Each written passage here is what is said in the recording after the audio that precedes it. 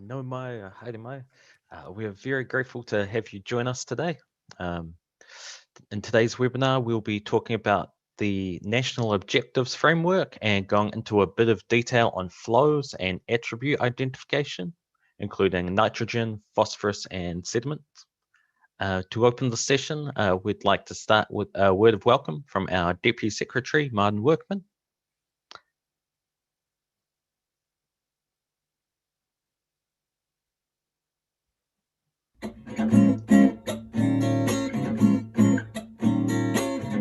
Kia ora, I'm Martin Workman, the Deputy Secretary for Sustainable Land Use at the Ministry for the Environment. Welcome to this webinar.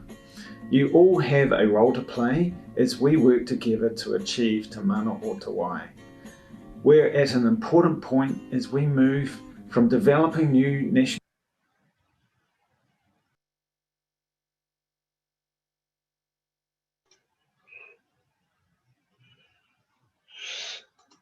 direction to implementation. Because every catchment and water body is different, there is no simple solution, but we are committed to working with everyone with an interest as we move forward. So thank you for participating. We all have the same goals to protect and restore our fresh water. I know you have a lot of questions and I hope this webinar will answer them for you. Thank you for making the time to join this webinar today.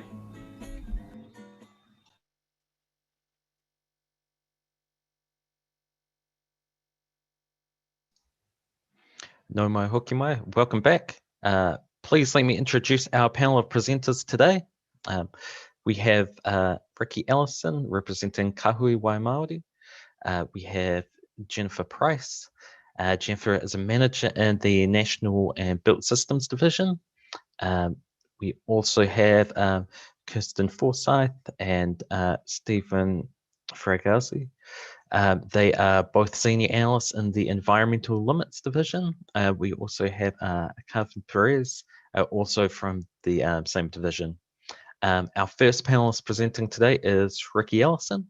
Ricky has held senior and executive management roles with Greater Wellington Regional Council, here with us at MFE and the Ngāi Tahu Development Corporation. He was also a technical advisor for the Freshwater Iwi Leaders Group and is here with us today in his capacity as a member of Kahui Waimaori. Before we kick off, I just need to share a few brief housekeeping details, and then we can get back to what you're really here for. There is no live Q&A.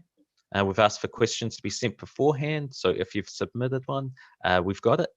We'll try and answer those through this webinar content. For other more technical or legal focused questions, there is guidance coming that should respond directly to those. But please keep in mind there will be some questions we won't be able to answer in this format. This webinar is being recorded, so if you do want to send it to your networks, a YouTube link of the live recording will be made available on the MFE YouTube channel, as well as on our MFE website. To start us off and to get us in the right frame of mind, please watch this clip to remind us exactly why we are all here today.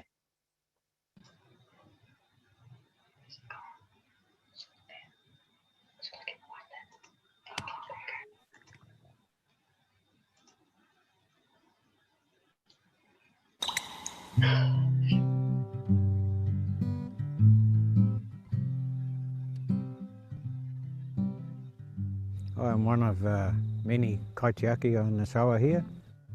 Kaitiaki tanga to me means to connect with your river, be on it, paddle it, walk it, get to know your rivers, get to know all the bends, all the whakapapa on the river. On the Wairua here, in my childhood days, it was pristine waters. You could catch an eel here, you could see an eel here, pull a wing off a locust, throw it in, the tuna would come up and grab it right in your presence. But now there's no eels here. You can't see the bottom of the river. It's full of nitrate. You can see it's a very dark green. When you move up and down the rivers here, you see all sorts of detrimental effects, things that affect our river and our tuna that are in them.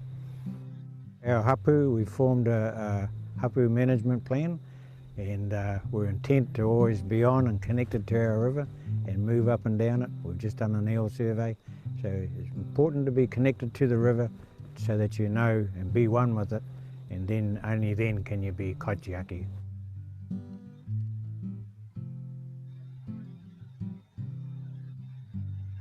We're all in this together.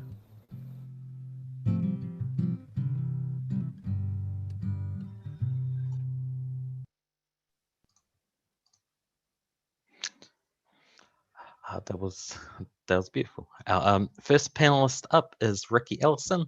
Ricky, the virtual floor is yours. Kia ora mana. O kia ora tātou, ka Ricky Ellison tōku ingoa, no Naitahu, te atawa me Ngāti Tōranga tira hoki. Just wanted to touch a little bit on Te Mana o Te Wai and what that means in terms of the NPS FM. So it's now the fundamental concept for underpinning the entire NPS, and as a result of part 3.2, the requirement is now to give effect to Te Mana o Te Wai. So what does that mean in terms of how the NPS is applied in freshwater management in general? I think the first thing to be cognizant of is Te Mana o Te Wai is really a holistic concept. It's not a singular value, but rather it captures the entire water body itself. As Mātua Malam was just saying in that short video, it's really a reflection of the values I think we as people place on our water bodies and the things we value them for, whether that be use or aesthetic values, cultural values, social values, environmental values. And it's the sum of all those parts working together. So it's not a singular value where you can say Te Mana o Te Wai means this thing, and but it is given effect to, if you like, through ensuring limits are set by councils and through their regional plans that give effect to it by saying the water limit for nitrogen will be this, sediment, water flow will be this. We'll allow, and that once we've done that, we can have a conversation around what additional capacity that water body has to provide for other things. And that really flows into the obligations in the diagram on the screen in front of you. And Kahui Mai Māori and Freshwater Leaders Group, who developed this concept in the first instance, or articulated, I should say, rather than developed it.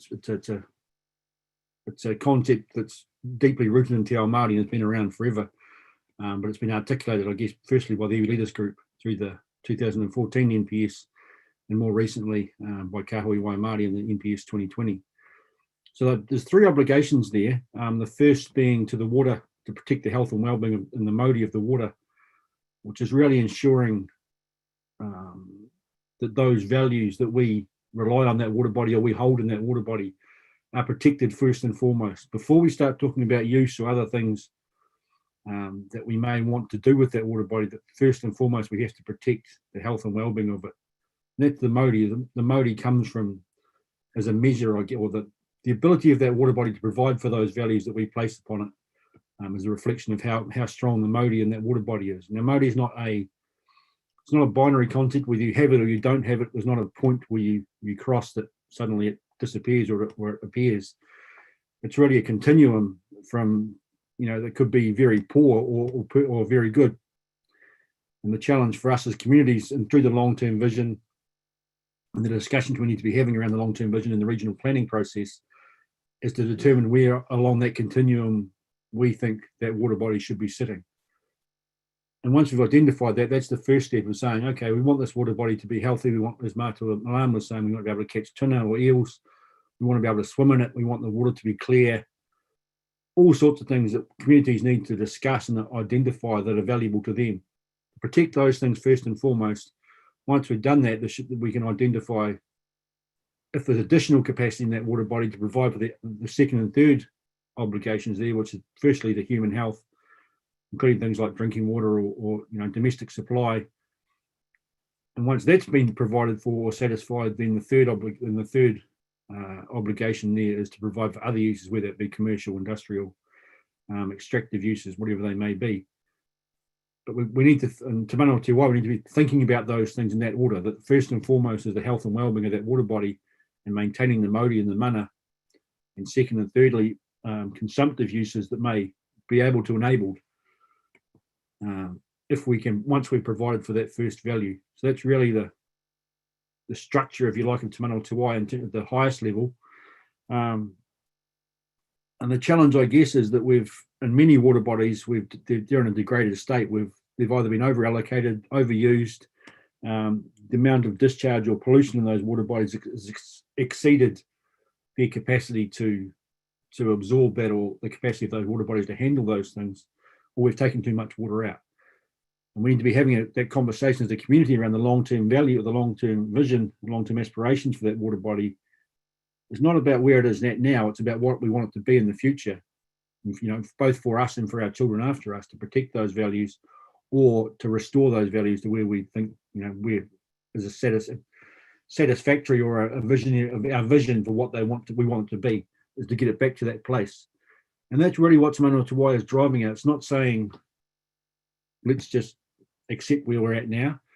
It's about, as a community, where we want our water body to be. And Te Manawa Te Wai is, at its root, a concept, as I said, really deeply rooted in Te Ao Māori, but it's also meant to, or it also can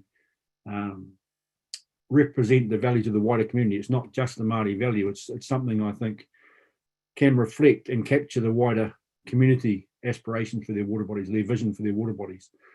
In that respect, I think it's a really powerful tool, and should, once the NPS starts to be implemented, will change.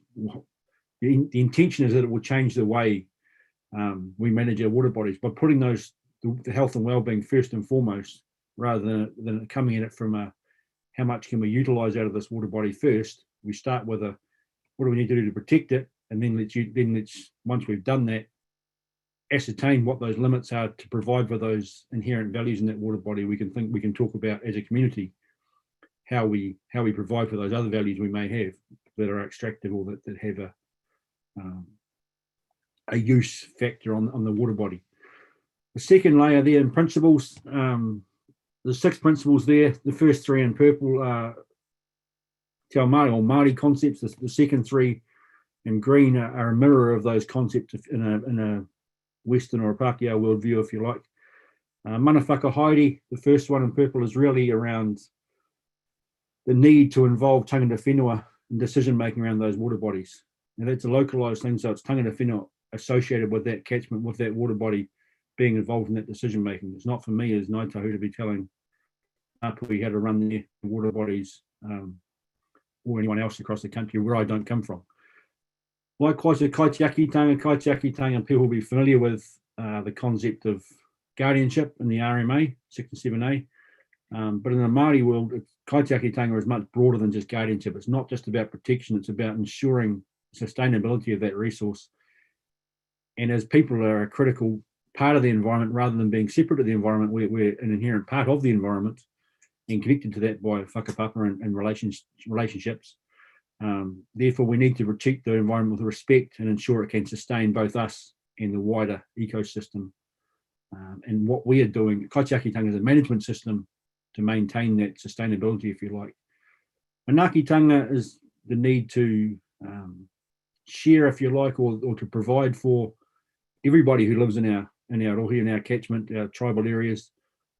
Ensure those resources can sustain all of those people, and not just for today, but into the future. And that harks back to kaitiakitanga as well, being about both today and sustaining you and me in a current context, as well as it is about sustaining our future generations. On the flip side, governance, I think we're relatively familiar with regional councils and territorial authorities and the governance structure around water.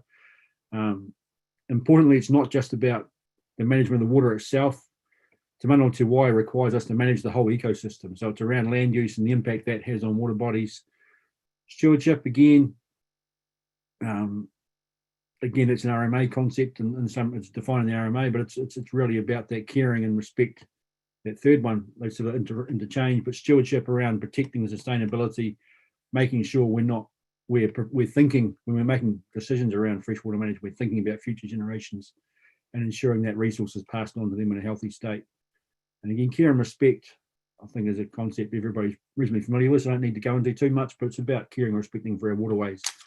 And I think those 6 principles, the intention is they work in harmony with each other to ensure we are doing the things that are going to protect, first and foremost, the health and well-being of water bodies, and enable those water bodies to provide for the values that we as humans place upon them or rely on them for. The final layer there, leadership, is really the friction of the treaty partnership, iwi and hapu on one side, Crown and community on the other, but needing to work together in partnership to make sure our decision making and our management of our water bodies is achieving the obligations in the top level there. So that's really a brief summary of Te Mana o Te Wai. There's more fuller discussions in previous webinars. We've got a lot to get through today, so I'll probably leave it at that. But just in terms of the connection between Te Mana o Te Wai and the NOF, the attributes in the NOF and the way they are applied are a core part of how we will give effect to Te Mana o Te Wai. So in determining the levels or the states we expect those attributes to be in needs to be informed by Te Mana o Te Wai and that long-term vision, the long-term aspirations of our community. So it really flows through. It's not just a layer across the top. It really needs to be bedded down and achieved through applying various aspects of the NPS, including the NOF, to make sure that they are giving effect to Te Mana o Te Wai. It's not just writing a statement at the front saying Te Mana o Te Wai is this and we'll do that. It's about breathing some life into it, if you like, by making sure all the things that we do underneath or through the NPS, including the NOF, are actually giving effect to Te Mana o Te Wai. I'll leave it there. I'll pass over to Carwyn to take us to the next show. So, kia ora tātou. Cheers, Ricky. Thank you. Kia ora koutou, kia ora koutou, kia ora koutou katoa. Go Carvin Paris Toko Ingoa, and today I'll be running you through the National Objectives Framework, or NOF, as we'll be referring to it here. I'll be giving you an overview of the framework alongside my colleagues Jen, Kirsten, and Stephen, who will take you on a deep dive into flows, nutrients, and sediment. So first, let's talk about the NOF. The NOF is an approach to freshwater management that has collaboration with communities and tangata whenua at its core. It's how people across Aotearoa decide what matters to them and how this is reflected in their freshwater environments. The NOF is applied in steps, which you can see on the diagram and screen right now. The architecture of the NOF is designed so that each subsequent step gives effect to the one before it. It can be thought of as a cascade in much the same way that, that planned objectives or policies and rules are. First, you set up a vision, then you take steps to accomplish that vision. Under the NPS FM 2020, regional councils must develop long-term visions for freshwater in their region and include these objectives in their regional policy statements. Some criteria for this is set out in clause 3.3, but you may already have a strategy in place. Once a long-term vision has been set, then the rest of the process, which we'll see in the next slides, can begin. Next slide, please. An overview of the NOF. The NOF process is outlined in subpart 2 of the NPS, and the steps for applying the NOF are located in clause 3.7. Further detail on each step can be found in the relevant clauses, which you will see on screen. At each step of the NOF process, councils must engage with communities and tangata whenua. The process should be undertaken in a way that gives effect to Te Mana o Te Wai. That means when setting limits, target attribute states, environmental flows, or other criteria to achieve environmental outcomes, councils must give effect to the hierarchy of obligations under Te Mana o Te Wai, as described by Ricky earlier. We'll discuss each of these steps in the following slides, including this one. Next slide, please. The first step of the process is identifying FMUs. Details on this are found in clause 3.8. Most, if not all councils already have FMUs in place in their regions. Under the 2020 NPS FM, each FMU must identify monitoring sites, primary contact sites, the location of habitats of threatened species, outstanding water bodies, and natural inland wetlands. The monitoring sites related to Maori freshwater values don't necessarily need to be representative of the FMU, per the point above, so long as it reflects one or more Maori freshwater values. This must be determined in collaboration with tangata whenua. Now, given that this part of the process is essentially unchanged from the previous version of the NPS from 2014, we won't go through the full process for setting up an FMU within this webinar. Once FMUs are identified, then we can move on to the next step on the next slide.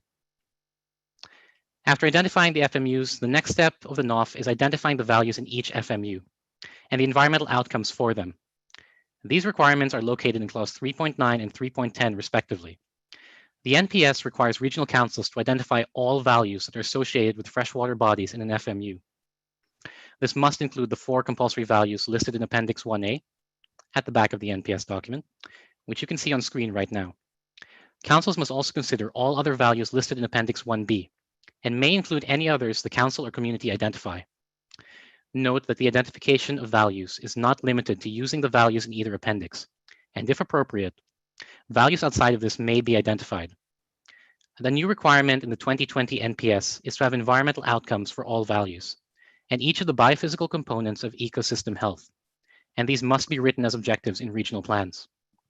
Environmental outcomes must be expressed in a way that enables councils to assess the effectiveness of their target attribute states and environmental flows in achieving the objectives of the NPS-FM, and their contribution to fulfilling the long-term vision set out in the regional policy statement. Once values have been assigned, the next step is to assign attributes to those values, and we'll see that in the next slide. Attributes are measurable characteristics that can be used to assess the extent to which particular values are being provided for. They can be measured numerically, narratively, or in both ways. The attributes in appendices 2A and 2B relate to the compulsory values of ecosystem health and human contact. You can also include any other relevant attributes for these, meaning the attributes in the NPS are not necessarily an exhaustive list. For any values that don't have attributes listed, these must be developed. Some of the existing NPS attributes may also be applicable to other values that must be considered under Appendix 1B. For example, the attribute for E. coli must be used for the compulsory value of human contact. However, E. coli may also be used to set the target attribute states to achieve environmental outcomes for the value of drinking water supply and/or Mahinga Kai. If it is not feasible to develop attributes, then in this case, other criteria may be used to assess whether the environmental outcomes of this value are being achieved. An example of this may include preparing an action plan to achieve the environmental outcomes for threatened species. You must determine the target attribute states for these attributes, and in order to do this, you must establish a baseline state. To establish a baseline state, a council must choose the best state out of three options. Either A, the state at the date it is first identified by the regional council. B, the state on which a regional council set an objective for the attribute under the 2014 NPS. Or the state on 7 September 2017. This is the step where the NOF also introduces the concept of best information. What constitutes best information can be seen in clause 1.6. This concept was introduced to capture aspects of the precautionary principle and avoid delays in setting target attribute states and limits based on disputes about the lack of data or data robustness. Examples of best information may include information obtained from modeling, as well as partial data, local knowledge, and information obtained from other sources. Finally, a note on natural variability and sampling error. All environmental measurements will have an element of sampling error or uncertainty, and it's important that councils describe any uncertainties when reporting their information.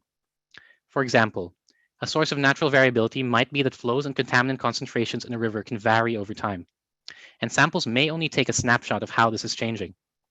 Uncertainty shouldn't be a reason to delay setting target attribute states and limits, and there's guidance available for communicating and managing uncertainty under the previous iteration of the NPS-FM, which continues to provide useful information today. Once an attribute has been determined, the next step on the next slide is to set target attribute states. In order to achieve the long-term vision in the RPS and the environmental outcomes established as objectives in the plan, target attribute states have to be set for every attribute that is linked to a value. Target attribute states have to be set at or above the baseline state, as per the requirement in Policy 5 to maintain or improve. That is, unless the water body is identified as being degraded, in which case it has to be improved. Degraded and degrading are defined in the interpretation section of the NPS, so we won't go through it here. It's important to note that the definition degraded excludes degraded water quality as a result of naturally occurring processes. Clause 3.32 provides the ability to set a target attribute state below a national bottom line as long as some improvement is achieved in this situation. However, there is an exception for this for human contact. In this case, the target attribute state must improve on the current baseline state, unless the baseline state is already within the A band in Table 9 and 10 in Appendix 2. Then it can be maintained. New to the 2020 NPS is the requirement to set a time frame for achieving the target attribute states. These may be of any length, as described by the community, but if long-term, they must include interim targets at intervals of no more than 10 years. Now that we have targets, we need a way to achieve them, and this is on the next slide.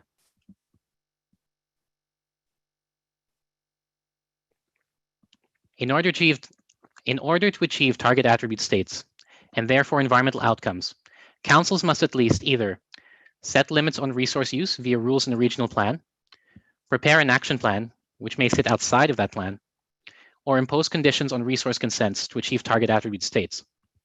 Note that none of these are mutually exclusive. If the attribute is listed in Appendix 2A, it must have a limit on resource use, but may also include the other things we discussed previously.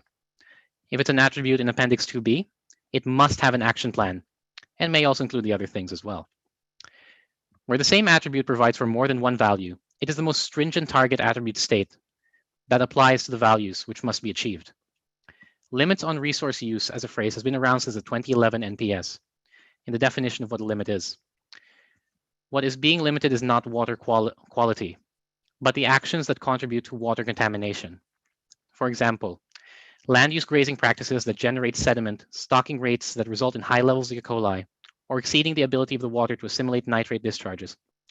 For this reason, the 2020 NPS now makes it clear that a limit on resource use can be a land use control, an input control, or an output control, and can be applied at any scale, but must be expressed as a rule so that it can drive consenting decisions.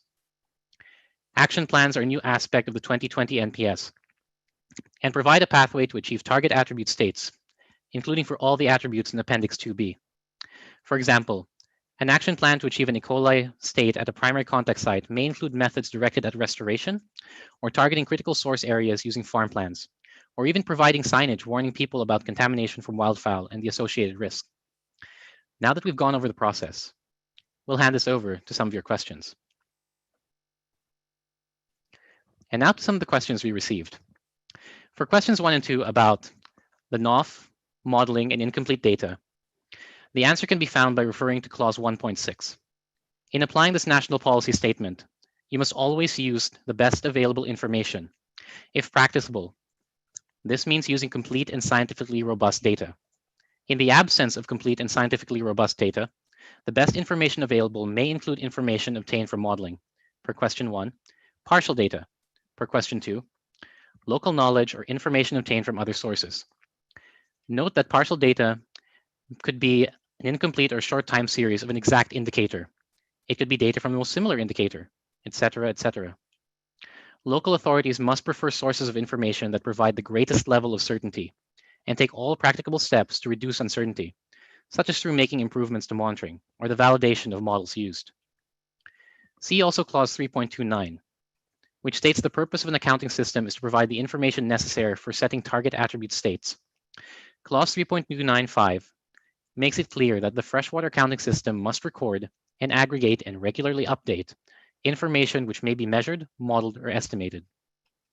Question 3 relates to cultural flows. For this question, we've interpreted cultural flows to mean the flow level required to provide for identified Maori freshwater values, including those not in either Appendix 1A or 1B.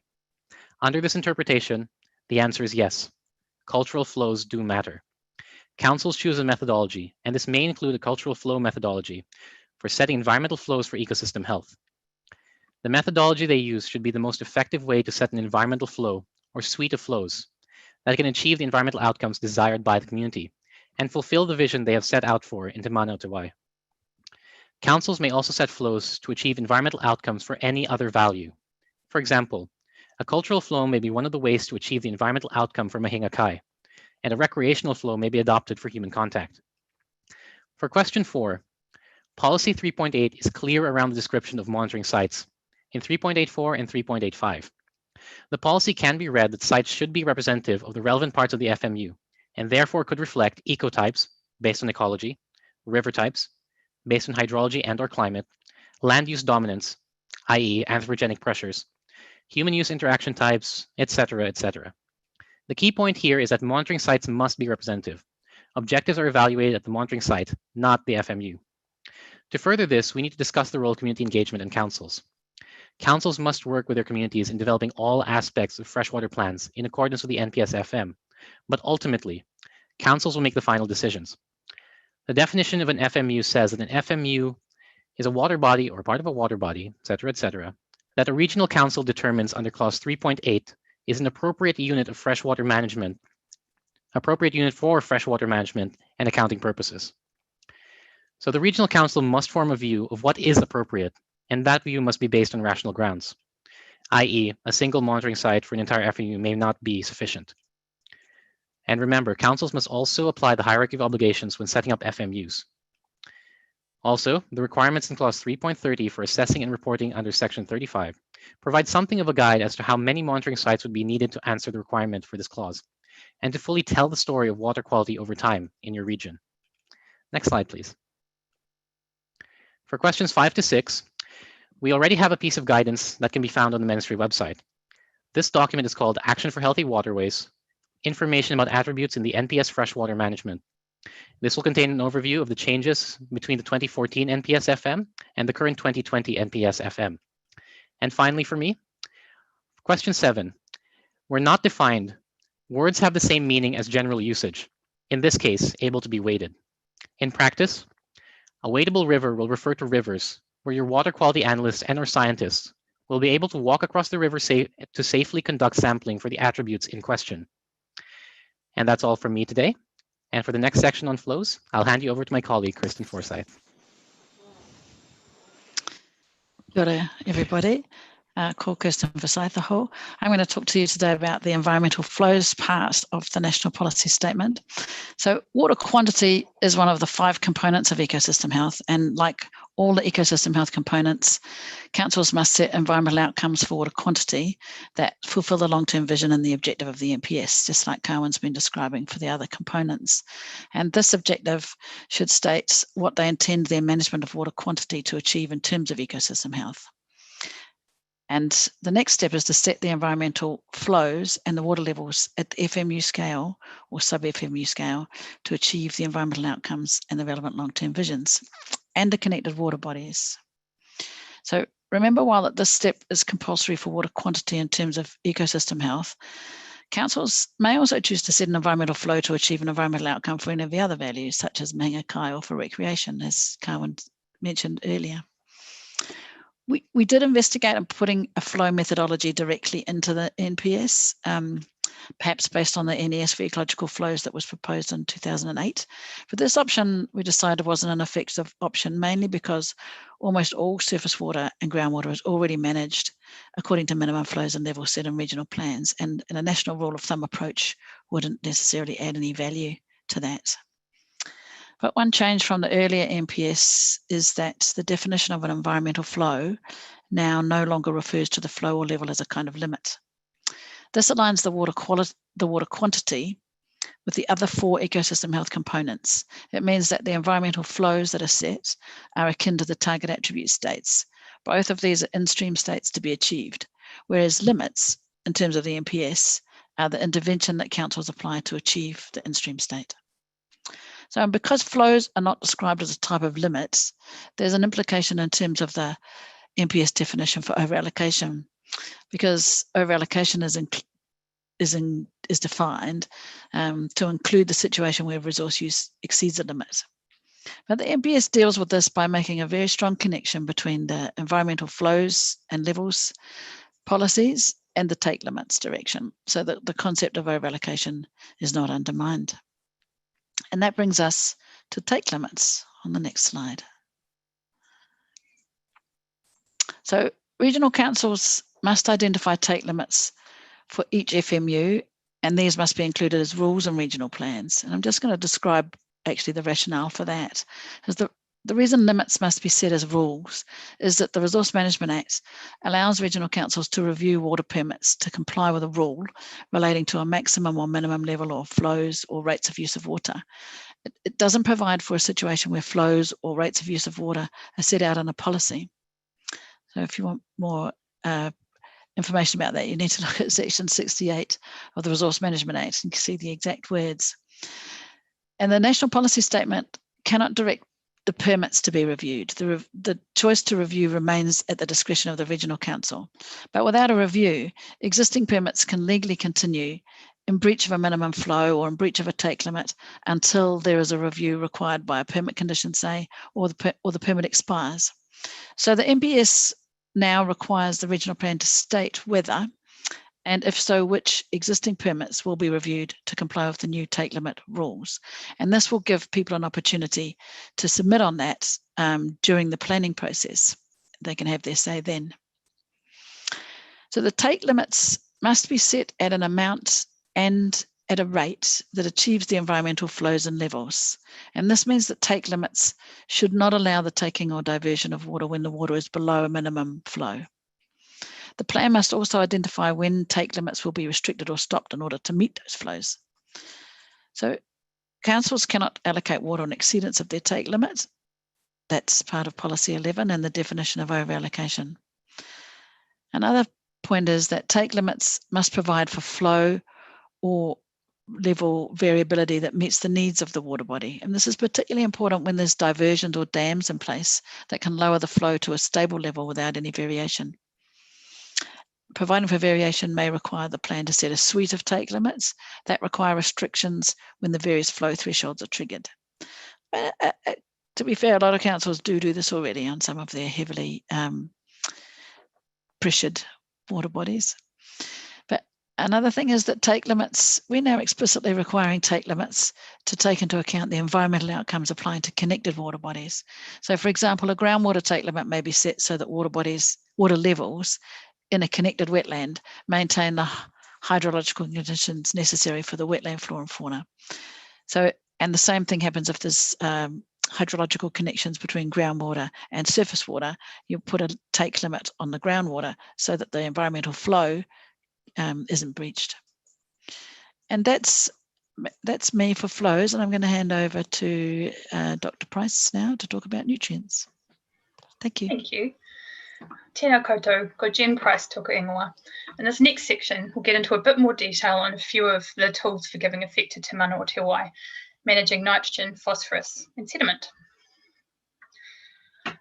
So if we head on to the next slide, broadly, the requirements for nutrient management in the NPSFM are based on setting target attribute states for your catchment based on the different ecosystem types that are present. In the 2020 NPSFM, there are updated requirements for how nutrient concentrations are set within catchments. Policies 3.13 and 3.14 require limit setting for periphyton and other attributes affected by nutrients to include, at a minimum, in-stream concentrations and exceedance criteria for dissolved inorganic nitrogen, or DIN, and dissolved reactive phosphorus, or DRP. The criteria also must be set in a way that considers downstream receiving environments, such as lakes and estuaries and wetlands, and limits on resource use must be set to ensure the in-stream concentrations and criteria for DIN and DRP are achieved. For example, if there's a lake within a catchment, then all the rivers and streams flowing into that lake would need to be managed to provide for the values in that lake. In the 2017 NPS, this was required by the note attached to the periphyton attribute table, but we've now relocated it to its own clause so it's clearer. There's a new part of this policy which requires concentrations of DIN and DRP to also be set to achieve other ecosystem health attributes. Examples of attributes affected by nutrients are provided in section 3.13 and include dissolved oxygen, macroinvertebrates, ecosystem metabolism, submerged plants and fish. We expect that setting nutrient criteria for other ecosystem health attributes is more likely to take effect when there isn't periphyton in the river, or there isn't a lake or estuary or other nutrient sensitive receiving environment downstream. In these situations, the new policy requires nutrient management to factor into how these ecosystems are managed. So if we head on to the next slide. As well as the updated policy on managing DIN and DRP, there's now an action plan attribute for DRP without a bottom line. This introduces requirements to, firstly, monitor DRP at representative sites and FMUs, and at least maintain DRP at its current state. Secondly, the same as other attributes, there is a requirement to set desired outcomes for DRP and work towards these over time. Finally, there's a requirement to respond to any deterioration. In addition, there are new lower bottom lines for nitrate and ammonia toxicity. These are in tables 5 and 6 in Appendix 2A. These bottom lines only relate to toxicity effects and are not designed to provide for ecosystem health. Finally, a note on future policy development. In May 2020, it was signalled that the government intended to review national bottom lines for DIN and DRP in 12 months' time. We're now progressing a work programme to support that.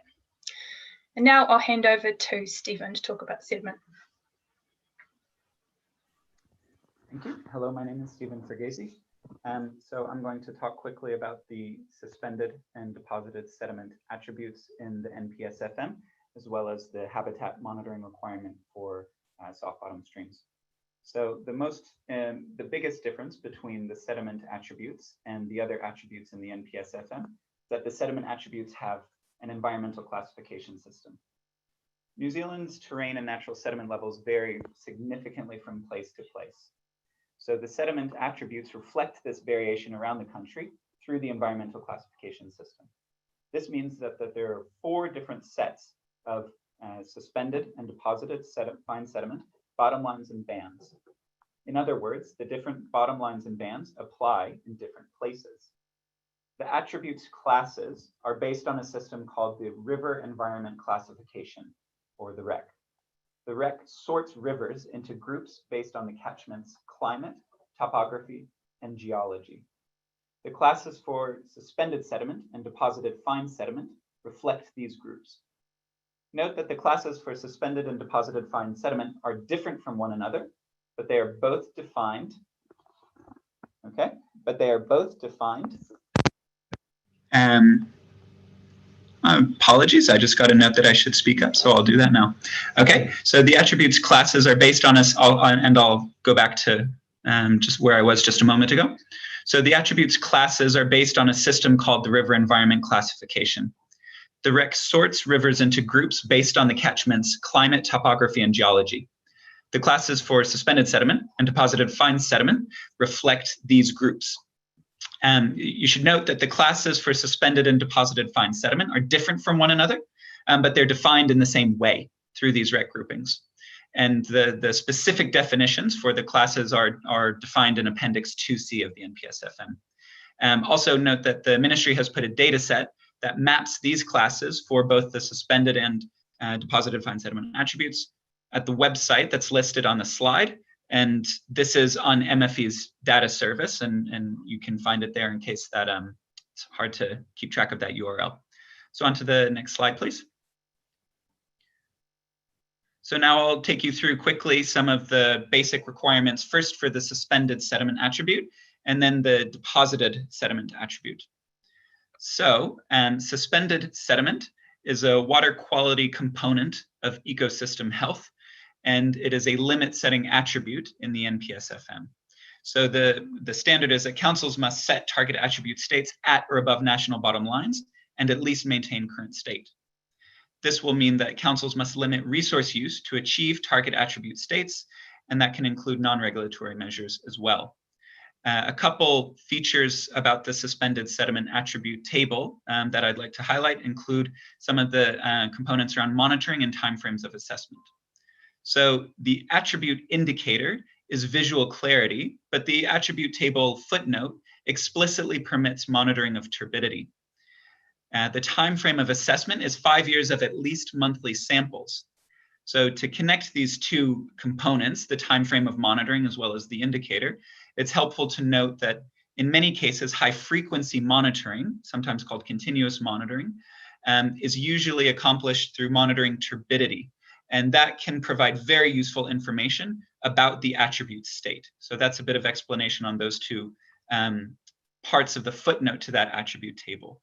Another point to emphasize on that specific suspended sediment attribute table is that some areas have very particular characteristics that mean the water is naturally very unclear. So for example, glacial headwaters or areas that are fed by glacial streams have very, very low natural visual clarity. And that's because they're affected by naturally occurring processes. So these are specific examples of naturally occurring processes that under policy 3.32 can be exempted from some requirements. So where these natural processes affect water bodies, councils are not required to set target attributes. They're not required to set target states above bottom lines because that would be impossible to achieve. However, they're still required to maintain or improve freshwater and ensure the provision of ecosystem health. So there are a few specific examples of these naturally occurring processes in relation to suspended sediment in that attribute table. So going to the right-hand side of that slide now, and onto deposited fine sediment, it's important to note that there is that deposited sediment is a habitat component of ecosystem health. And there are two slightly different parts to this component. In the first place, there's a standard that for hard bottom streams, councils must set target attribute states at or above national bottom lines and at least maintain current state. So this is through the deposited sediment attribute. For naturally soft bottom streams, there is a freshwater habitat monitoring requirement as per policy 3.25. So in Appendix 2C of the NPSFM, there are specific REC groupings that are identified as naturally soft bottomed. So again, in those areas, the NPSFM requires freshwater habitat monitoring. However, some streams are currently soft bottomed, some streams that are not in those specific REC groupings in Appendix 2C are currently soft bottomed. For those streams, Policy 3.25 details a process for councils to determine whether those streams are naturally soft bottomed or naturally hard bottomed. And if they're naturally hard bottomed, whether they're soft bottomed due to human actions. So where streams are naturally hard bottomed but are currently soft bottomed, the policy details a process to determine whether it's appropriate to return them to hard bottom state, and if so, prepare an action plan to do that. So those are some of the key parts of the deposited sediment attribute. And now on to the questions, and back to Jen for the first one there. Thank you. So this question is, despite having no bottom lines in the NPSFM 2020, are regional councils still required to set limits on DIN and DRP? The answer to that one is yes.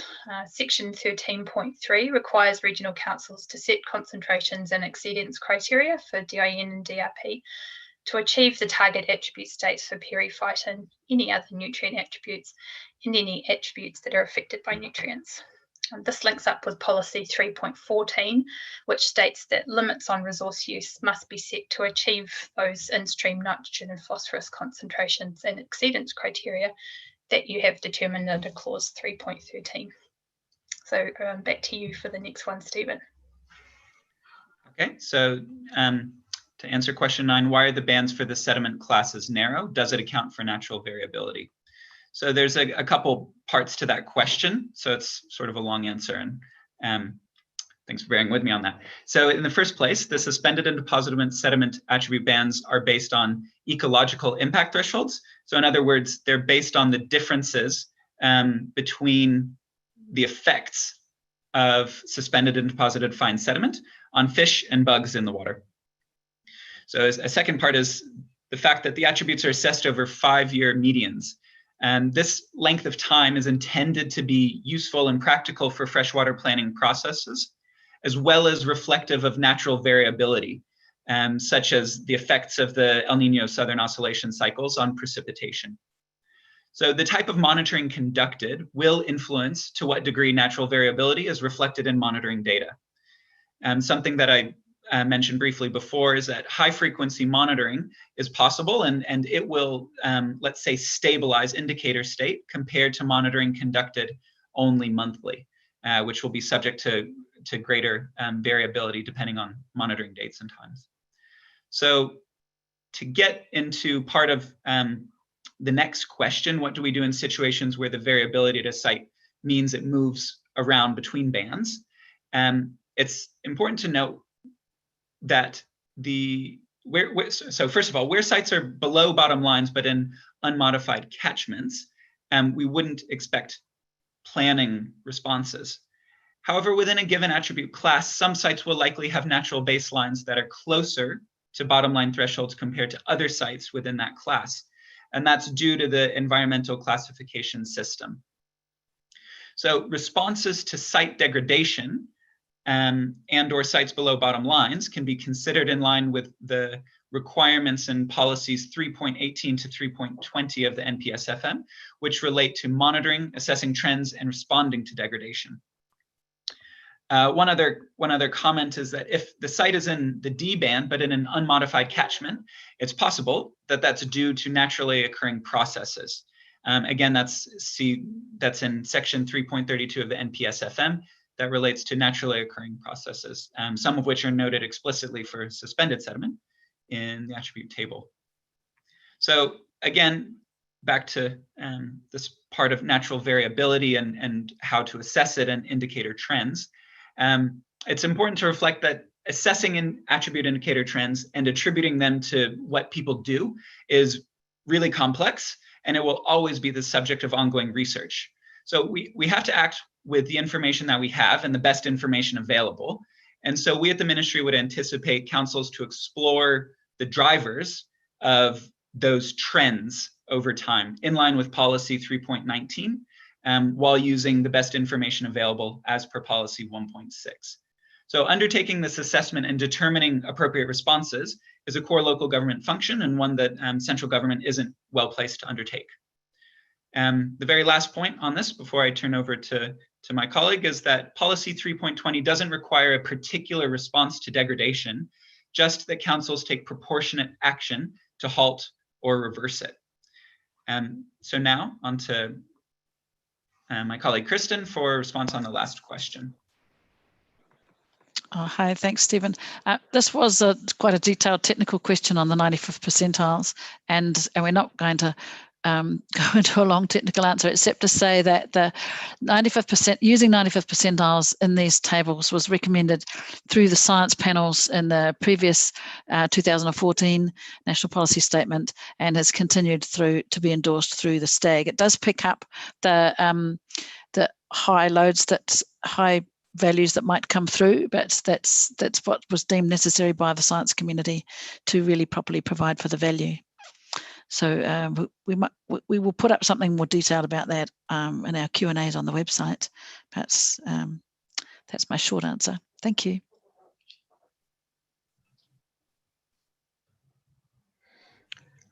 Thanks again to our panelists today. To everyone online, thank you all for joining us for this webinar of the series. We hope you found it useful. If you have any further questions, you can email us on freshwater@mfe.govt.nz. We will have guidance documents coming that will address the more technical questions you've raised. You will receive a quick feedback form and we'd be very grateful if you can complete that for us. It's anonymous and should take about 4 minutes. Our next webinar is same time, same place next week.